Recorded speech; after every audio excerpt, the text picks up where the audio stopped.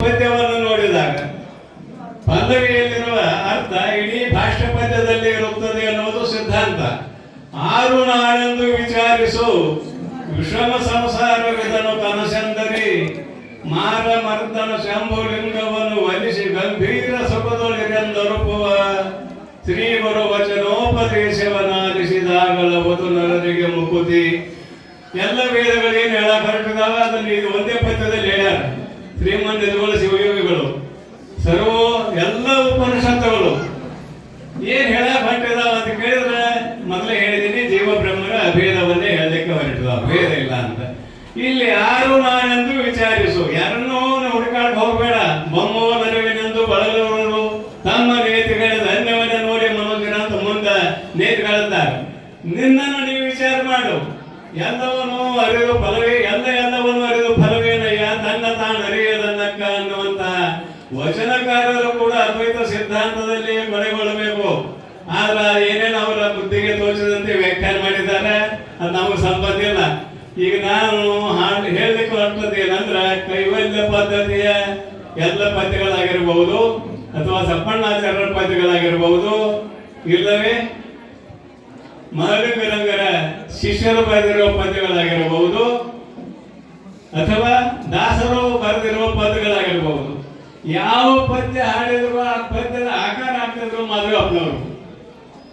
ಯಾವುದೇ ಪದ್ಯ ಹಾಡಿದವರು ಪುರಂದರ ದಾಸರ ಪದ್ಯ ಹಾಡುವಾಗ ದಾಸರ ಆಕಾರವೇ ಆಗ್ತಿದ್ರು, ನಿಜಗುಣರ ಪದ್ಯ ಹಾಡುವಾಗ ನಿಜಗುಣರ ಆಕಾರವೇ ಆಗ್ತಿದ್ರು. ಯಾಕೆ ಆಗ್ತಿದ್ರು ಅಂದ್ರೆ ಆ ಪದ್ಯದ ಭಾವಾರ್ಥ ಸರಿಯಾಗಿ ಗೊತ್ತಿದ್ದವರಿಗೆ. ಇಂತಹ ಪದ್ಯಗಳನ್ನೇ ಹಾಡುವುದಕ್ಕಾಗಿ ಅವತಾರ ಸಮಾಪ್ತಿ ಮಾಡಿಕೊಂಡಿರುವ ಮಹದೇವಪ್ಪನವರ ಈ ಸೇವೆಯನ್ನ ಅವರ ಈಗಾಗಲೇ ಪೂಜೆದಲ್ಲಿ ನಮ್ಮ ಶರಣರು ಬಾಳ ಹೇಳ್ಯಾರ, ಮನೋ ಶರಣರು ಬಾಳ ಹೇಳ್ಯಾರ. ಎಲ್ಲಿಂದ ಬಂತು ಏನು ಬಂತು ಎಲ್ಲ ಹೇಳ್ಯಾರ. ಅದರ ಮತ್ತೆ ಪೇಷಣ ಬೇಡ, ಇದನ್ನು ಮುಂದುವರಿಸಿಕೊಂಡು ಹೋಗುವಂತಹ ಜವಾಬ್ದಾರಿ. ಕೊನೆಗೆ ಎಲ್ಲಿದು ಶರೀರ ಸಮಾಧಿ ಆಗೋದು ಅನ್ನುವಂಥ ಅದೊಂದು ಚರ್ಚೆ ಬಂದಾಗ ಶಿವಲಿಂಗಪ್ಪ ಚಪ್ಪರ್ ಹಾಗೂ ನಾನು ಮತ್ತ ನಮ್ಮ ಗುಜರಾಟಿ ರಾಮಚಂದ್ರಪ್ಪನ ತಂಗಿಯಾಗಿರುವ ಗೌರಮ್ಮ ಮಾತನಾಡಿ ವಿಚಾರ ಮಾಡಿದ್ದೇನೆ ಅಂದ್ರೆ ಆದ್ರೆ ಗುಜರಾಟಿಗೆ ಆಗ್ಬೇಕು, ಇಲ್ಲ ಚಪ್ಪರ್ ಆಗ್ಬೇಕು. ಇವೆರಡೂ ಇಲ್ಲ ಅಂದ್ರೆ ದಾಖಾಡ್ಬೇಕು. ಹೆಂಗೆ ತೀರ್ಮಾನ ಮಾಡಿದ್ದೀವಿ ಅಂದ್ರೆ ಮನೆ ಸದಸ್ಯರನ್ನ ಕೇಳಬೇಕಾಗತ್ತೆ. ಅವರು ನಾನಂತೂ ಅಪ್ನ ಇದ್ದೇನೆ, ಬೇಕಾದಾಗ ನೀವು ಮಾಡ್ತಕ್ಕದ್ದು ಅನ್ನುವಂತ ಅಭಿಪ್ರಾಯ ಇತ್ತು.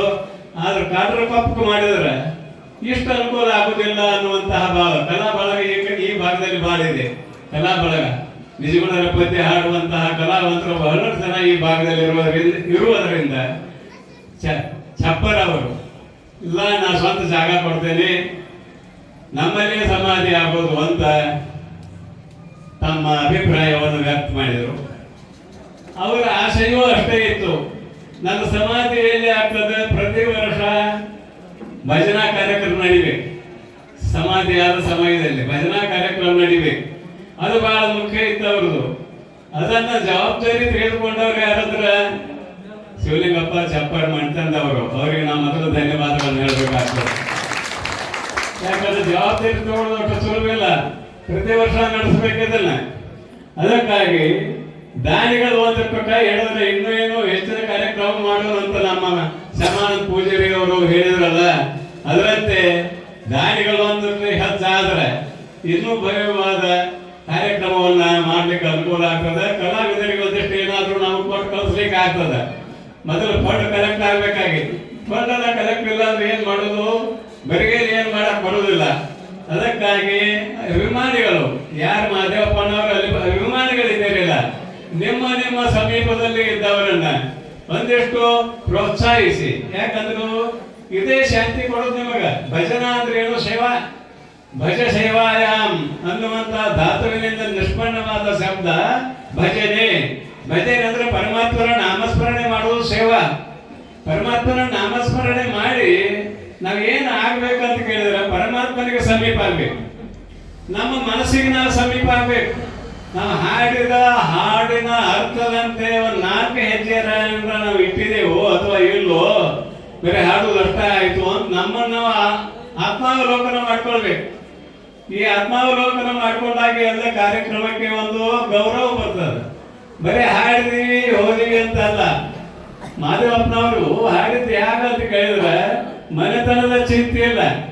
ಒಂದು ಊರಾಗಿಲ್ಲ ಕೊಡಗರಿಗೆ ಏನಾಯ್ತು ಅನ್ನೋದು ಈಗಾಗಲೇ ಹೇಳಿದ್ರು. ರೌದಿಗರಿ ಹನ್ನೆರಡ್ದಾಗ 12 ದಿನ 12 ದಿನ ಇದ್ದ ಕೊನೆಗೆ ರೌದಿಗರಿ ಎಲ್ಲಿ ಬೀಳ್ಬೇಕಾಗಿತ್ತು ಅಲ್ಲಿ ಬಂದು ಬಿತ್ತು ಅನ್ನೋದನ್ನು ನಮ್ಮ ಶರಣರು ಹೇಳಿದಂತೆ ಅವ್ರು ಒಂದೇ ಊರಾಗ ಉಳಿಲಿಲ್ಲ, ಅನೇಕ ಊರುಗಳನ್ನು ತಿರುಗಿದ್ರು.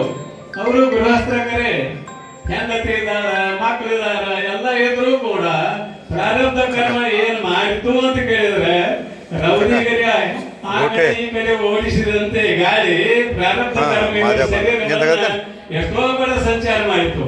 ಅವ್ರ ಉಪಕಾರ ಬಹಳ ದೊಡ್ಡ ಸ್ಮರಣೆ. ಅವ್ರ ಕ್ಯಾಸೆಟ್ ಹೊರಗೆ ಬಿಡದಿಲ್ಲ. ನೀವ್ ಯಾರು ಹಾಡ್ತಿದ್ರಿ ಅಂತ ಕೇಳ್ತೇನೆ. ಅವ್ರ ಕ್ಯಾಸೆಟ್ ಹೊರಗೆ ಬಿಟ್ಟಾಗ ಅವರು ಚಾಲ, ಬೇರೆ ಚಾಲ ಇಲ್ಲ. ಅವ್ರ ಚಾಲದಾಗ ಹಾಡುದು ಯಾರು ಹಾಡಿದ್ರು, ಅವ್ರ ರಾಗದಾಗ ಹಾಡುದು ಎಲ್ಲಾರು. ಸಾಹಿತ್ಯದ ಬಗ್ಗೆ ಏನ್ ಮಾತಾಡಿದ್ರು ಒಂದೇ ಒಂದು ಮಾತು, ಸಾಹಿತ್ಯ ಅಂದ್ರೆ ಏನು ಅಂತ ಒಂದ್ 2 ಮಾತನ್ನ ಮುಗಿಸ್ತೇನೆ.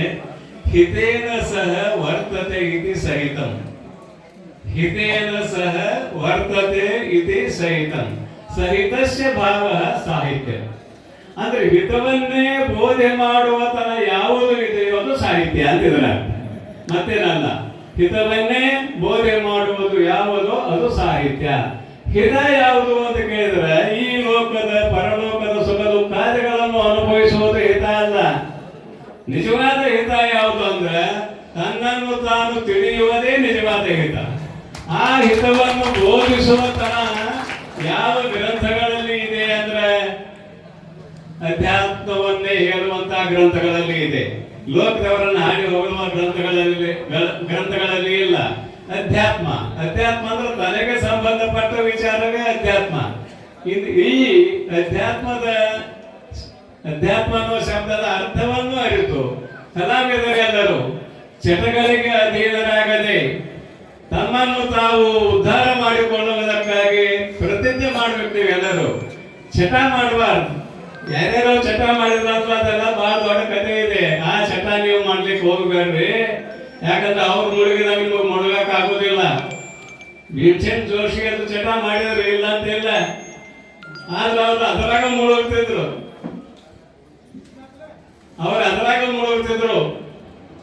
ಅದಕ್ಕಾಗಿ ಅವರು ಮಾಡಿದ್ರು ಅಂತ ನಾವು ಮಾಡಕ್ ಹೋಗ್ಬಾರ್ದು. ಅದೇನೋ ಬಬಲಾದಿ ಸ್ವಾಮಿಗಳು ಸೆರೆ ಕುಡಿತಿದ್ರು ಅಂತ ನಾವು ಸೆರೆ ಕುಡಿಯಕ್ ಹೋಗ್ಬಾರ್ದು. ಒಂದು ಬ್ಯಾರಲ್ ತೊಗೊಂಡ್ಬಿಟ್ಟಿದ್ರಂತ ಒಂದು 4 ಹುಡುಗರು ಒಂದಿನ ಅವರು ದಾರು ಭಿಕ್ಷಾ ಬೇಡ್ತಿದ್ರಂತ ಒಂದು ಬ್ಯಾರಲ್ ತೊಗೊಂಡ್ಬಿಟ್ಟಿದ್ರಂತ.